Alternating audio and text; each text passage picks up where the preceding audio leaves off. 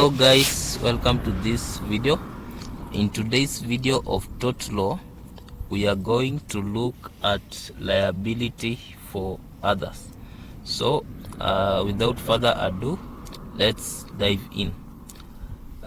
Liability for others is responsibility for conduct whereby the person is not responsible, but others are responsible for the conduct, but they are held accountable. So there are some parties or some categories whereby this is possible, or whereby liability comes to the individual for the acts of other entities. So for examples of those entities include: 1, animals; 2, we have children; and 3, we have the whole issue of vicarious liability. So today let's look at them one by one. We start with animals. So remember that animals do not have a mind of their own, and if you keep an animal, you are responsible for them or the damage that they cause. For example, if your cows go and eat a neighbor's farmland, then you are responsible to compensate your neighbor for the loss that they have suffered as a result of your animals or the conduct of your animals.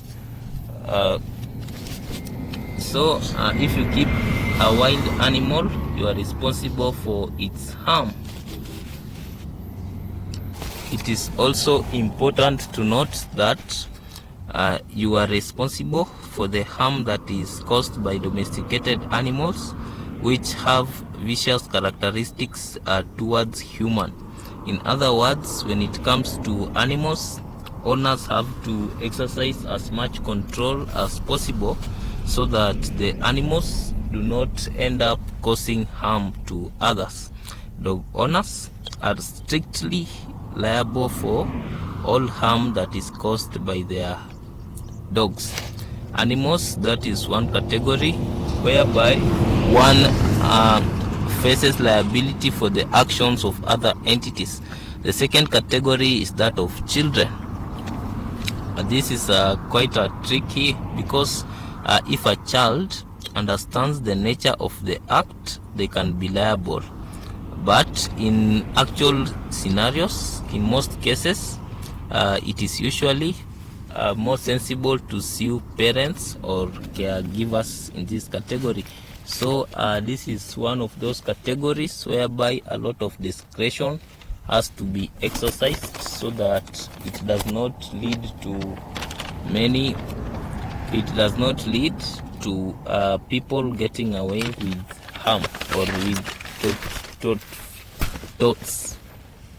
The third situation where someone can be liable without them themselves being responsible for the act is a situation known as vicarious liability.